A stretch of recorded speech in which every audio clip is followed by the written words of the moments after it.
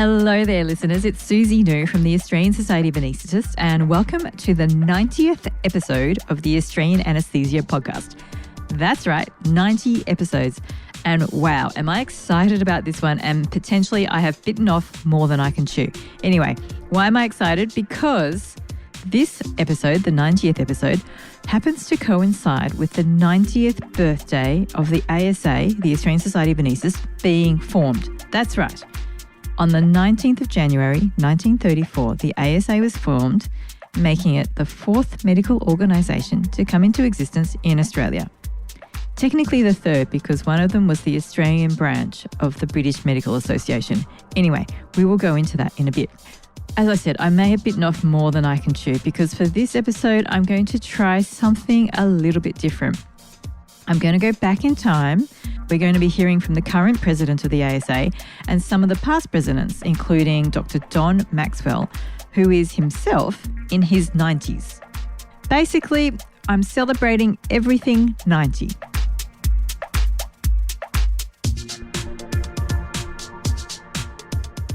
I mentioned that we're going to be going back in time. Well, I could go back to 1934, which is when the ASA was first formed, but I actually want to go back even further. Let's go back to 1844. There is no ASA, and it will be another 90 years before the society will be conceived. In fact, there isn't even any anaesthesia. Is there surgery? Yes. Yes, there is. Surgery without anaesthesia.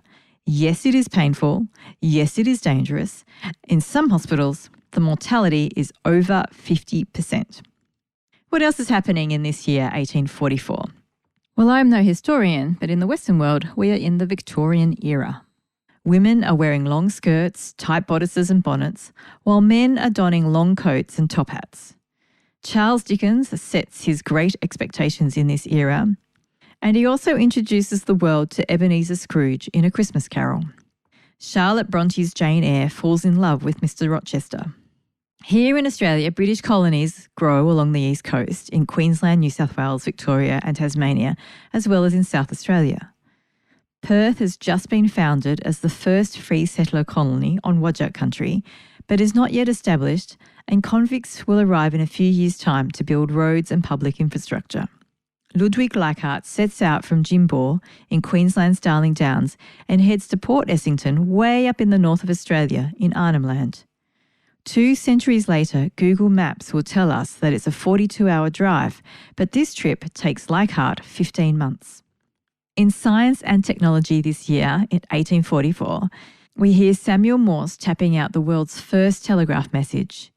We discover how to vulcanize rubber, and sadly, the great auk, a bird that looks a lot like a penguin but is not a penguin, and that you can actually catch with your bare hands, is strangled, rendering the species extinct. Coming back to anaesthesia, 1844, the founding of the ASA, still 90 years away, and nitrous oxide is used for therapeutic purposes for the first time ever.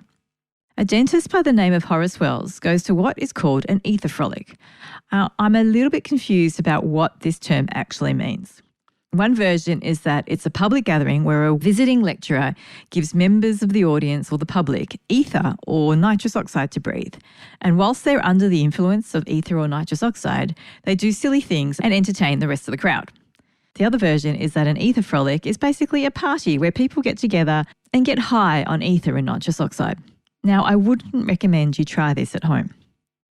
So Horace Wells, the dentist, notices that people are also bumping into things and not registering any pain. There's no regulation of drugs and poisons at this time, and scientific methods are somewhat less robust. So he does what most medical scientists of the day do. He goes home and experiments on himself. Horace Wells sees the therapeutic potential of nitrous oxide and begins to use it on his own patients. And he does so very effectively. He's so convinced about this groundbreaking discovery that he is keen to demonstrate the technique to his peers. However, he's based in Hartford, Connecticut, where at the time there is no hospital. So he ends up contacting a former student of his by the name of William Morton. Morton works at the Massachusetts General Hospital in Boston and is able to facilitate a demonstration. During the demonstration, the patient cries out in pain and the technique is deemed a failure. Despite this experience, William Morton is not deterred. And he will successfully demonstrate the use of ether a couple of years later, in 1846, in that very same room. That room still exists today and it is called the Ether Dome, and it looks very much like a theatre, as in somewhere you'd go to see a play, not an operating theatre. Greg Deacon, who is president of the Society from 2004 to 2006, has visited the Ether Dome, and this is what he has to say about it. Well, it is like a theatre. There is seating where people can all sit and watch. And then there's this place where the surgery took place in the middle of the room. It's not all that big, but for an anaesthetist, it's very moving. Like many things historical, there is some controversy as to who was the first to discover nitrous, as well as who was the first to discover ether. And we'll come back to this controversy later. However, William Morton is widely credited as being the first dentist and physician to publicly demonstrate the effective use of ether as an anaesthetic in 1846. Can you imagine what this means for the world of surgery in this time, the 1840s? Finally, a reliable means for surgery to be undertaken painlessly. What a breakthrough. But was anaesthesia safe? Well, in 1848, less than 18 months after Morton's public demonstration of ether, the first death under anaesthesia is recorded. The patient's name is Hannah Greener. She is 15 years old, otherwise fit and healthy, and had previously had an uneventful anaesthetic. She is administered chloroform and then starts to deteriorate. It's not clear whether she dies from the anaesthetic or the resuscitation attempts, which include giving her water, brandy, and attempting to bleed her. So there you have it, 90 years before the ASA is formed. From people getting high at parties, anaesthesia is discovered and painless surgery becomes an option. And less than 2 years later, the first death under anaesthesia is recorded. This leads to the recognition that anaesthesia could be dangerous, and to improve its safety, it needs to be recognised as a science as well as an art, and that for its practice there must be training and teaching. I'm quoting there from a historical book by Dr Gwen Wilson about the first 50 years of the Australian Society of Anaesthetists. So essentially, over the subsequent years, doctors with an interest in anaesthesia start to get organised and form anaesthesia societies, with the first being formed in the US and in the UK. And it is in this context that the Australian Society of Anaesthetists was formed in 1934, 90 years ago. I asked Dr Mark Sinclair, the current president of the ASA, the significance of the 90th birthday. Yeah, well, it certainly makes us one of the oldest medical societies, probably the oldest, I think, because even the AMA wasn't the AMA back then. We were simply a branch of the British Medical Association. And so, of course, we've been in continuous existence for 90 years, serving the interests and needs of our anaesthetist members in all sorts of ways, educational, scientific research, representational, of course, and connecting and supporting our specialist colleagues. And so to be turning 90 is quite an achievement for any organisation, I think. There were 7 founding members of the ASA: Gilbert Brown, Geoffrey Kaye, Gilbert Troop, Harry Daly, Ivor Houghton, George Leonard Lillies, and the surgeon, Cedric Duncombe. Although in many references, the founding of the ASA is largely attributed to Geoffrey Kaye, who was the first secretary. The ASA started as a small organisation. Here's what Dr Don Maxwell, who was president of the ASA from 1982 to 1984, has to say about the early ASA. So I've been part of the ASA for 65 years, actually. I've been a member. The ASA began in 1934 and then had about 40 members, most of whom were general practitioners. And the ASA, as part of its constitution, because nobody much gave anaesthetics in the ASA, they're all general practitioners. Ether was discovered, and all of a sudden, very early days, all of a sudden people began to give anaesthetics. They'd give 1 or 2 a year, some of them, and 1 or 2 a month, others. And anyhow, in 1934, a group of them, about 40 of them throughout Australia, came to Adelaide. There was no AMA even at that stage. There was a BMA, and there was a section of anaesthesia of the BMA. The AMA came later. That section of anaesthesia decided to form a society of anaesthesia. And the purposes of that were to advance the standards of anaesthesia, to teach anaesthesia, to look after and encourage anaesthetists, and there are other purposes for the society too. But it was a group of people with an idea that you'd advance anaesthesia. And of all that 40 people, I think there are only about 3 or 4 or 5 who earned their living giving anaesthetics. So specialist anaesthesia hardly existed. There were four main reasons that the ASA was formed back in 1934. The first was to improve the status of anaesthesia in Australia. At the time, anaesthesia was not recognised as a medical specialty. The second reason was to support the exchange of ideas and information between anaesthetists in Australia and those from overseas. The third was to encourage research into anaesthesia, and the fourth was to publish papers in anaesthesia. These goals, although established 90 years ago, are still the backbone of what the ASA does today in terms of advocating for anaesthetists, organising an annual National Scientific Congress and other educational offerings, supporting research through grants and awards, and publishing the only scientific journal from our region, which is called Anaesthesia and Intensive Care. It comes as no surprise that there have been significant changes to the practice of anaesthesia in Australia over the last 90 years. Perhaps the most significant has been the recent advancement of technology, particularly with regards to monitoring. Past President Don Maxwell first started practicing in the 1960s. He describes a time when monitoring was very primitive. In those days, monitoring anaesthesia was very primitive. You watched the colour of the patient, you watched their breathing, you watched their airway, and you measured their blood pressure by pumping up a blood pressure cuff. And they were the only real ways of monitoring people. Greg Deacon started practicing anaesthesia 20 years later in the 1980s. And here he is describing a few more advances in monitoring. There was an ECG, and then after that it was just clinical. You had to look at the colour of the patient and look for if they were sweaty, feel their pulse oximetry hadn't been introduced. There was no gas analysis. There were CO2 analyzers. You could get one if you're doing a neuro case, and it was a very, very big machine you'd wheel into the room to analyse the CO2, and that was one for the whole theatre suite. There was oxygen analysers. They were special. You could bring that in and use a paramagnetic oxygen analyser to analyse the oxygen you were delivering if you were lucky. There were disconnect alarms. Sometimes you had one of those, sometimes you didn't. Monitoring was very primitive. Interestingly, you had arterial lines and central lines, and even Swan-Ganz catheters were available for cardiac. Greg also experienced the introduction of automated blood pressure machines, something that exists in many clinics, let alone hospitals nowadays. We had blood pressure cuffs, which you'd take the blood pressure, blow it up and feel the pulse, get the systolic pressure. There was just been invented these things called Dynamaps who did automatic blood pressures for you, and there might be one of those for the whole theatre suite if you had a difficult case. Another huge area of advancement was in the medications that we use. Greg Deacon describes his experience of the changes to volatile anaesthesia in the 1980s. When I started, we had nitrous oxide and halothane, and towards the end of my training they introduced enflurane, which is, I think, an isomer of isoflurane. But before that, I used a lot of cyclopropane. Cyclopropane was popular in my obstetric training because it was very good for keeping the blood pressure up. The patients went to sleep very quickly and woke up quickly. The only trouble was they had extraordinary nausea and vomiting afterwards, and it was explosive. That was the other bad thing about it. But one of my consultants, he used to let the surgeon use diathermy so long as the humidity was adequate. So he'd measure the humidity in the operating theatre, and if it was above about 60%, he'd use cyclopropane and let the surgeon use diathermy. I was always somewhat hesitant to work with him in those circumstances, but we didn't have an explosion. Cyclopropane, when it exploded, of course, took out the whole operating theatre. So it wasn't like ether, which would just have a bit of a fire.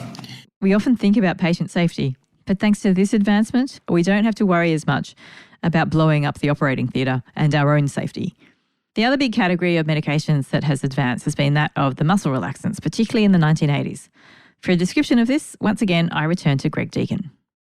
The other big thing that happened, we used to have a lot of training as registrars on how to deal with the anephric patient, because all our muscle relaxants were eliminated via renal excretion. So if they were anephric, how do you paralyse them? And then one day they invented atracurium, and that was all no longer an issue. And that came around in about 1985, 86. But before that came, you were limited to pancuronium and alcuronium and detuber curare, and it was an issue. All of these advances have been described elsewhere, although I have really enjoyed hearing firsthand from the people who were there to see these changes happen in their clinical workplace. What I've also found fascinating is what this meant for the practice of anaesthesia.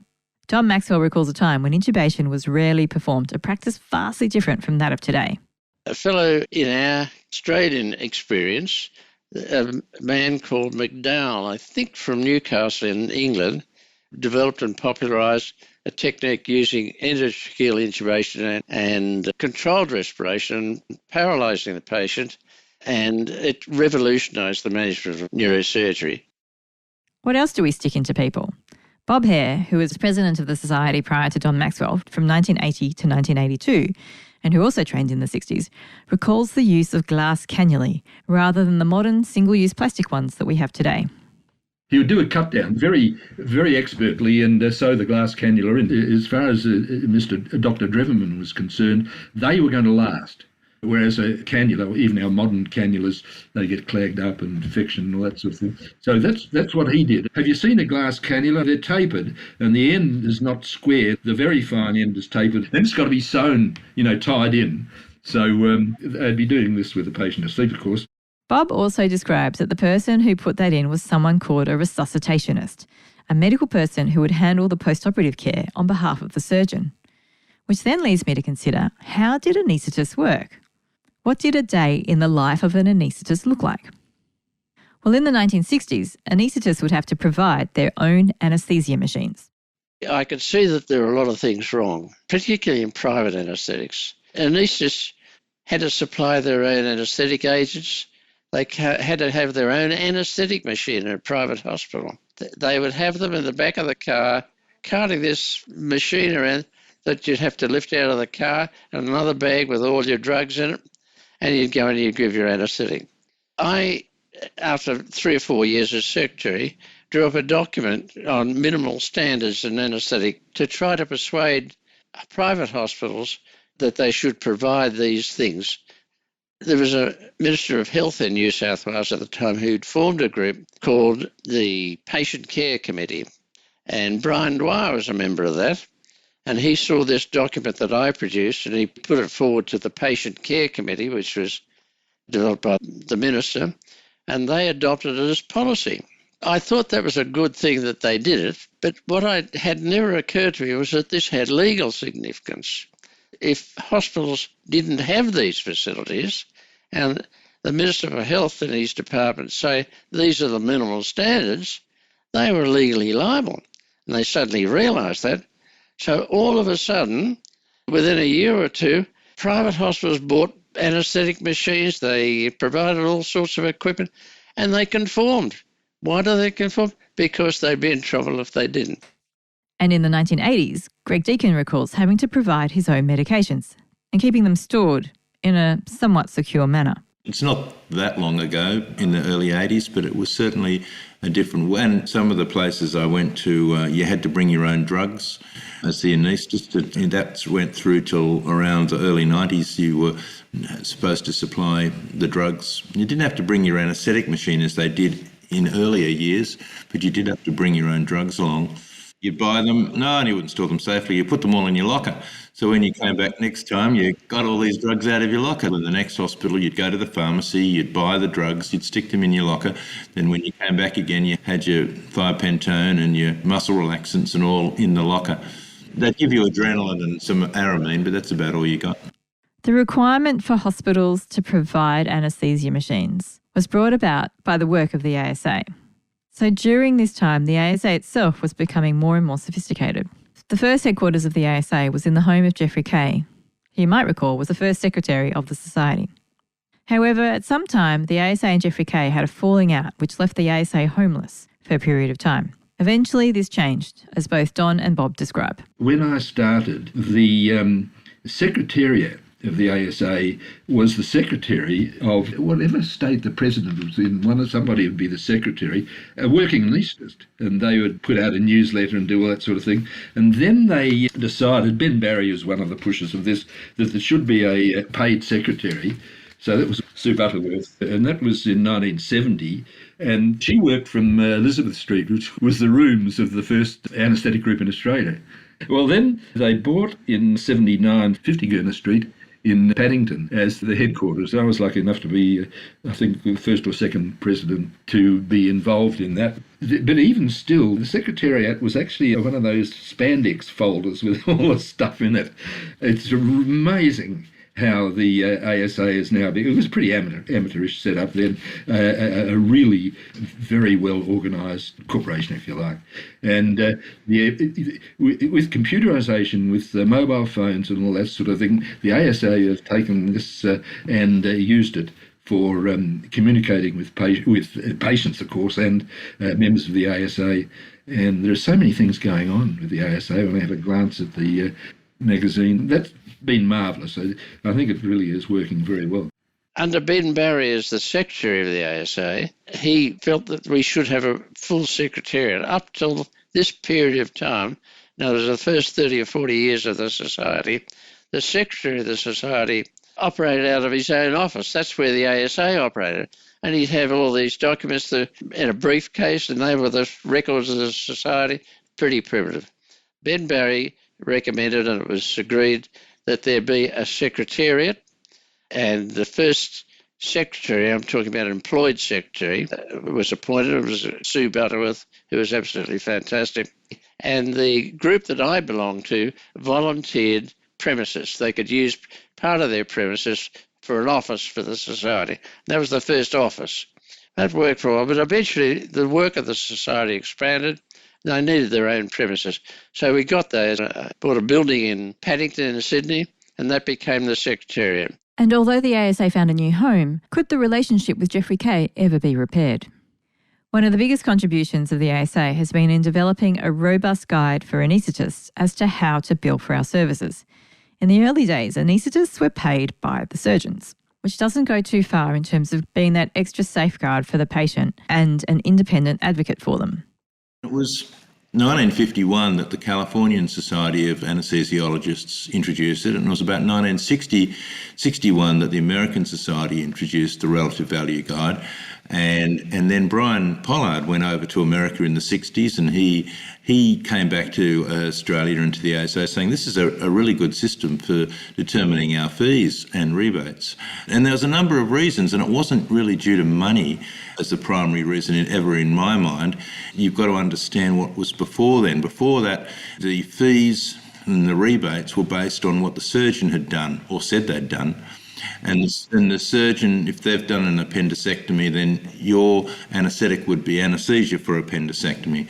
And so you had to wait for the surgeon to send their account and tell you what item numbers they were using before you could send yours. If you go back into the 1920s and early days, the GP would refer their patients to the surgeon, and the surgeon would often expect that GP to provide the anaesthesia.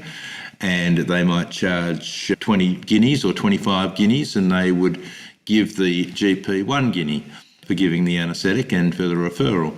And you were very much an employee of the surgeon. Eventually, anaesthetists were seen as specialists in our own right and were able to make up their own fees.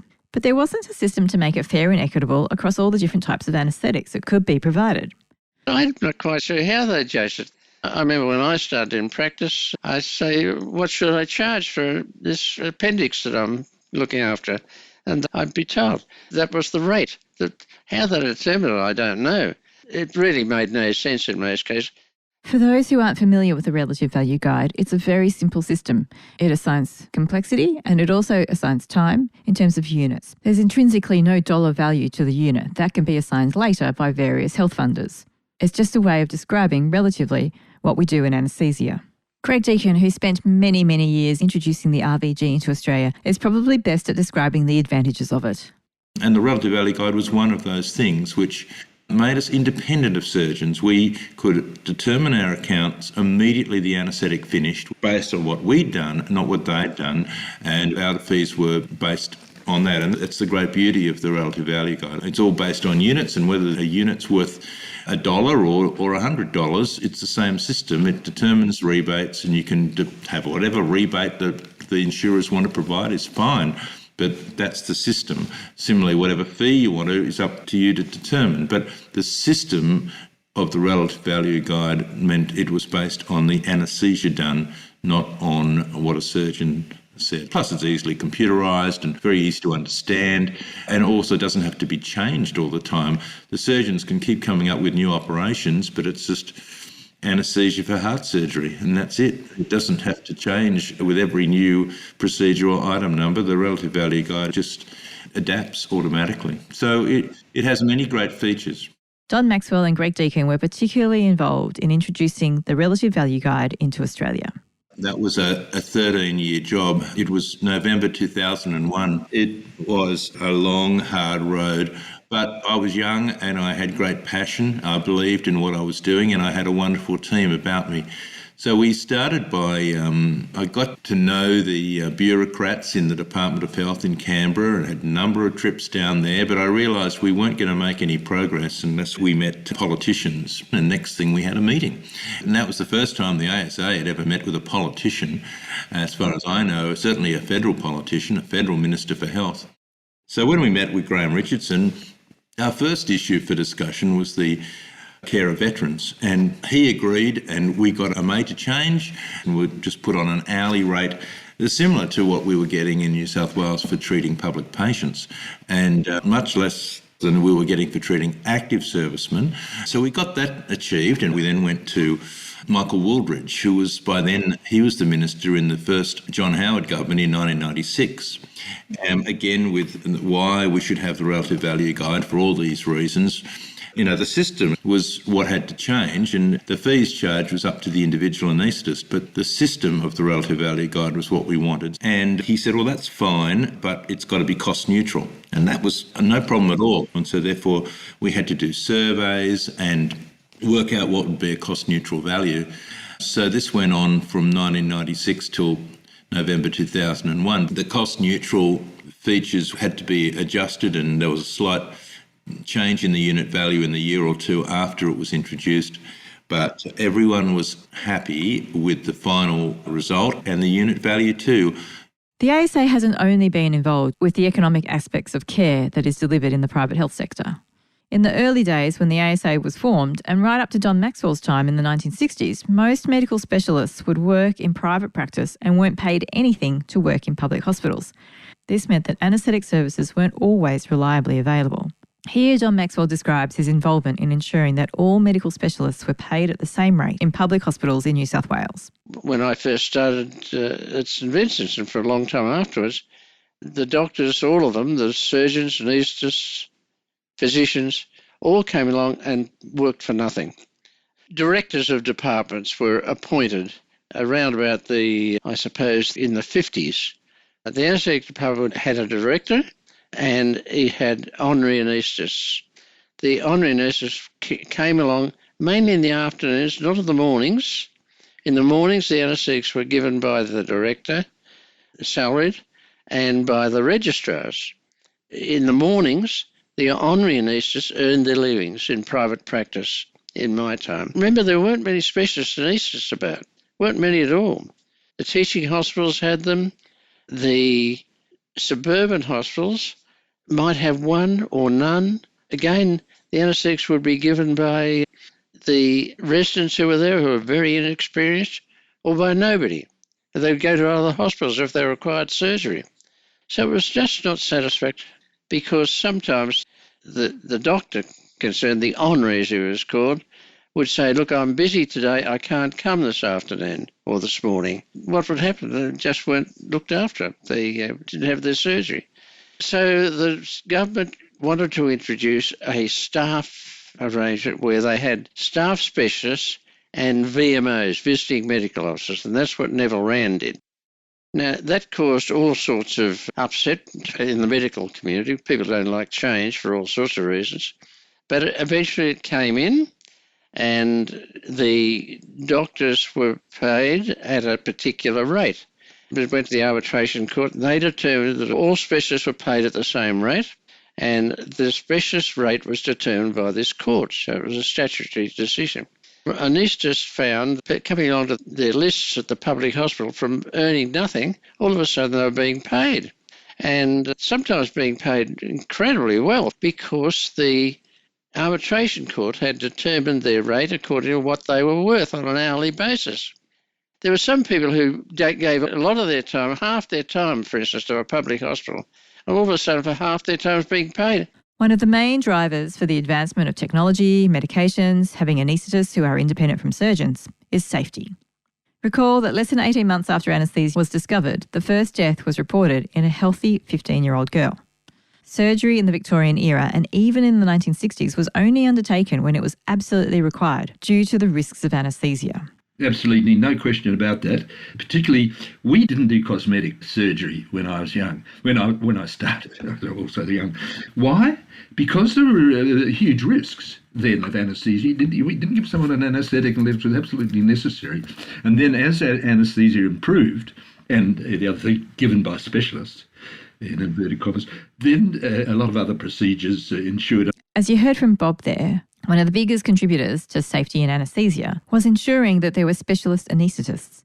And in order to create specialists, they need to be trained. Again, the ASA played a key role here in terms of establishing the Faculty of Anaesthetists of the Royal Australasian College of Surgeons. This would eventually become the training institution we now know today as the College, or ANSCA, but not until the 1990s. The ASA in the early 1950s set up the faculty, established it, and then it started to do training and examinations of anaesthetists. And so we started to produce highly trained specialists, and the quality of anaesthesia got better and better. Remember at the start I mentioned the first death under anaesthesia barely within a few years of anaesthesia being discovered? Well, following that, there were numerous commissions and surveys of deaths which were attributable to anaesthesia. That work continues to this day, and once again, the ASA has been heavily involved. Death from anaesthesia disasters was in 1930 about 1 in 1,000. By 1960, it was 1 in 10,000.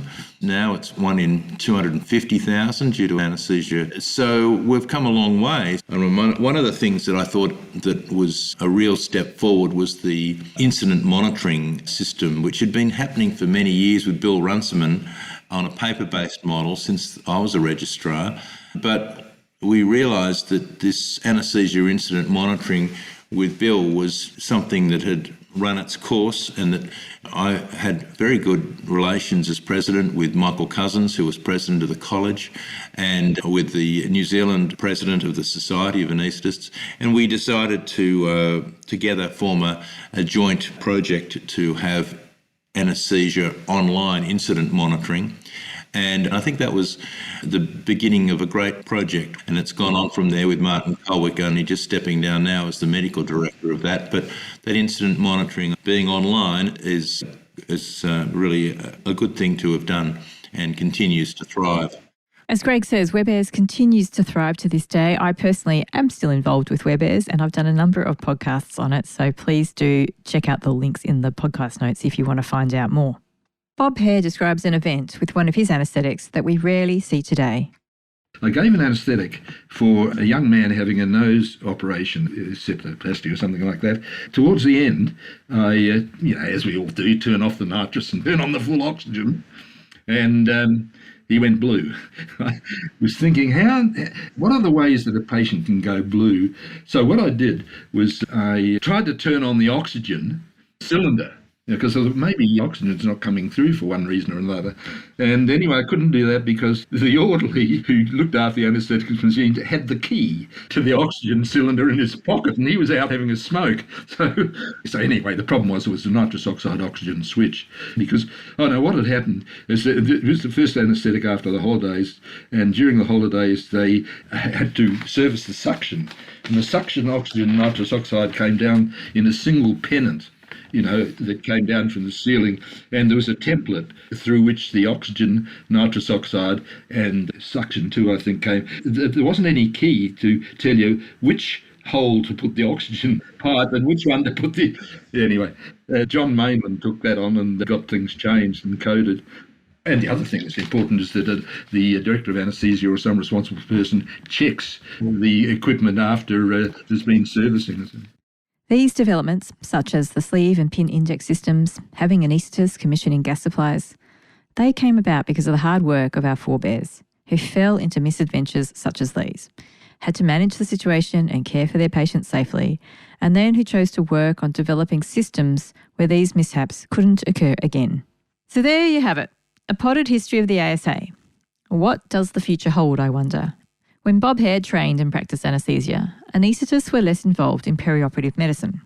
Yeah, that's very interesting, Perry. I must keep up with that and what's going on about that. But so anaesthetists could consider themselves well enough trained to be able to look after post-operative complications. And when I'm saying that, when I worked doing bowel surgery and I'd get involved with post-operative pain, but when something went wrong with the patient, then a physician would come along, it was the same physician all the time, and do the post-operative or perioperative management. I didn't consider myself well enough trained or had enough knowledge to look after somebody, for instance, who was going into cardiac failure or something like that.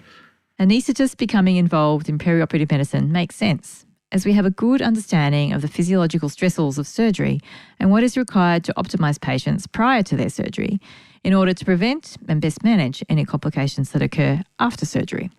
As Greg outlines, it is important for us not to be regarded just as technicians.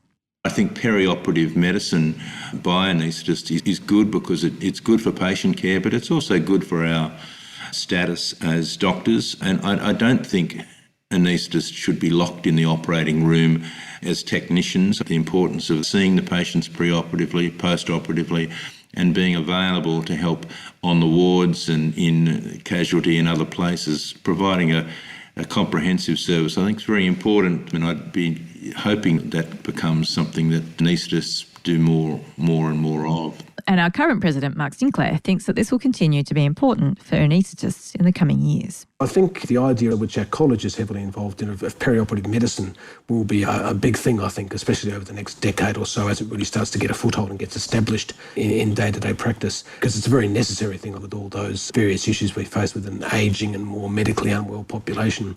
I'm no expert, but my prediction will be that that'll become an increasingly important focus of our work. We can all learn about drugs, and there's always new drugs on the horizon. We can all learn about new airway management techniques. We can all learn about new electronic monitors. But I think putting all that together over the next couple of decades and moving on further into the future will be a big part of where we go when it comes to patient care.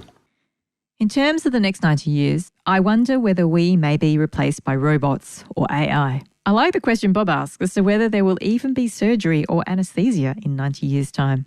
Well, hopefully we won't need anaesthesia in 90 years. And, well, yeah, that's what I'm thinking. I think anaesthesia, eventually, you probably won't need it. I mean, so many things are now not requiring surgery. They're being treated in one way or another that's different. I would think they might be able to perfect electronic ways of keeping the brain anaesthetised and that sort of thing.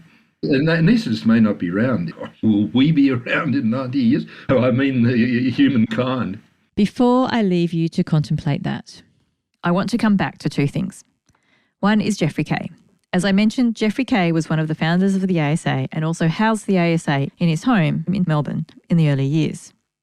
He was a great inventor, teacher and collector of anaesthesia equipment. There was some parting of ways between Geoffrey Kaye and the ASA at some point, and he ended up donating his museum collection to the college. Well, I'm pleased to report that there was some mending of the relationship between Geoffrey Kaye and the ASA. I discovered what happened when I asked Don Maxwell to paint us a picture of what the 50-year-old ASA looked like, because that's when he was president. It was fairly mature by this time. We had our own premises. We were a very functional department, had regular meetings and annual general meetings, and we had our own journal, which still exists, which was set up by Ben Barry. We were fairly mature, and we participated in the World Congresses. We had delegates going to the World Congress. Anaesthesia had developed quite a way. And that year, 1984, there was a World Congress in Manila in the Philippines. And we decided that we would celebrate our 50th anniversary by having a post-Congress meeting in Australia. We had it in Sydney, and we held it at the fairly new Sydney Opera House. We had an opening ceremony, and visitors came on from the World Congress. The World President of Federation of Societies, John Bonica, came, and people came from Japan and from all over. And it was a very big meeting. We had an opening ceremony with the Royal Australian Naval Band performing, and we invited, I was the convener of the meeting, and I invited the two living the only two living original founders of the society. Geoffrey Kaye was one, and the other was Ivor Houghton, who had been head of the department at Prince Alfred Hospital. Ivor Houghton was unwell and in a convalescent home in southern New South Wales and couldn't attend, but Geoffrey Kaye came along, and that was a wonderful experience. I'd never met Geoffrey Kaye till then. Oh, he's an extraordinary man, very different man, very erudite, but different. Geoffrey Kaye was full of history, full of knowledge, and a great presence. He spoke and introduced the Jubilee meeting. He spoke to the assembly there in the Opera House. Geoffrey Kaye was a Melbourne anaesthetist who was a very dedicated man. He really was the brains behind the establishment of the society. There's a lot you could say about Geoffrey Kaye. He founded the museum down there. Look, he was the organiser, put it together. But towards the end of his anaesthetic career, he became difficult. The society used to meet in his home, and he had quite a nice home. And part of the home he gave to the society for its use as the premises, the original premises of the society. But there were all sorts of conditions and it didn't work out anyhow, so they decided to move. And Geoffrey got very upset about that, and there were all sorts of difficulties. So to cut a long story short, he and the society became alienated, and that had gone on for a long while, and he didn't want to have anything to do with the society. When I invited him to open the 50th anniversary meeting, he was absolutely thrilled to bits. He obviously wanted to come back to the society, wanted to belong. It was his baby. Well, I think it was one of the greatest moments of his life. And it was a great moment of my life too. And I could see the pleasure in the man. So he came back and he gave the opening speech, and he was quite a good guy. In recognition of Geoffrey Kaye's contribution to the Australian Society of Anaesthetists and to anaesthesia in Australia in general, at the end of their term, each president of the ASA is invited to deliver an oration in his honour. And finally, I want to come back to where I started this story, with the discoverers of anaesthesia. You will recall that Horace Wells discovered nitrous oxide. There was also some controversy, and it was actually Crawford Long who discovered ether. But it was William Morton who's credited with successfully demonstrating both of these agents and being the founder of modern anaesthesia. So what happened to Wells and Long? When Horace Wells demonstrated nitrous oxide at the Mass General, the patient cried out in pain and the technique was deemed a failure. However, the patient later admitted that he felt no pain and had no recollection of the surgery being a tooth extraction. This is a situation which many of us would recognise, and that vocalisation does not always equate to awareness or nociception. However, Wells, along with the rest of the medical community, regarded this as a failure. He returned home to Connecticut the next day, and it is claimed he fell ill, although his physician could not find the cause for his symptoms. Within a few weeks, he put his house up for rent and dissolved his dental practice. Over the subsequent 3 years, he opened and closed his dental practice 9 times and in 6 different locations. He ended up moving to New York, leaving his wife and young son behind, and became addicted to chloroform. Under its influence, he threw sulfuric acid over 2 prostitutes, and that landed him in jail. And whilst in jail, he suicided. This was 3 years after his attempted demonstration of nitrous oxide. He was 33 years old at the time of his death. Crawford Long, on the other hand, had discovered ether before William Morton. He is described as an educated and elegant man, anaesthetist, surgeon and pharmacist. Rather than publish his work, he wanted to undertake further research and repeatedly confirm the results of his experiments. However, when Morton was credited with discovering ether, Long sought recognition for his earlier discovery by going to great lengths to publish his work and have others confirm his discovery. He even lobbied as US Senator. But despite his efforts, he never received the full credit that had been snatched by Morton. The reason that I mention these controversies is that I can't help but wonder what might have happened to their careers and perhaps their lives had there been an anaesthesia society in their time that could have supported and encouraged their work as well as them as people. I'd like to think that today, whether you are a cautious researcher, a bold publisher, an anaesthetist with a substance use disorder, or anyone in between, that the ASA is able to support you in some way. And with that, I want to thank the presidents who contributed to this special 90th birthday episode of the podcast. They've not only contributed to this podcast, but they have also supported and contributed to me in my leadership journey, as well as deepening my understanding of anaesthesia. Dr. Mark Sinclair, current ASA president, Dr. Don Maxwell, who in his 90s is the oldest past president, Dr. Bob Hare, who is the earliest ASA president still with us today, and Dr. Greg Deacon, who was president 20 years ago in 2004. I hope that you have enjoyed getting to know them and hearing about their experiences. Did they differ much from your own? How did I go with my attempt at being a historian? Feel free to let me know by sending me an email on podcast@asa.org.au. I hope to be bringing more episodes from these and other past presidents during the year, as well as the usual episodes on WebAirs, Talking Money, and the other goings-on of anaesthetists in Australia and beyond. And with that, I'm going to announce that I'm going to take a small break from the podcast. This was a mammoth episode to produce. Regular listeners, thank you for your support, by the way, will know that the podcast comes out every fortnight. I'm suggesting that I'm going to take a brief break and perhaps enjoy some 90th birthday celebrations. So until then, to all the ASA members who support and contribute to the ASA, and to those of you who support and listen to this podcast, I hope you too are enjoying the ASA festivities and are staying safe and well out there. Thank you for listening to the Australian Anaesthesia podcast, which can be found on all the major podcast hosting platforms, as well as YouTube. This podcast is produced by the Australian Society of Anaesthetists and hosted by Dr. Susie New with music created by Dr. Mark Seuss.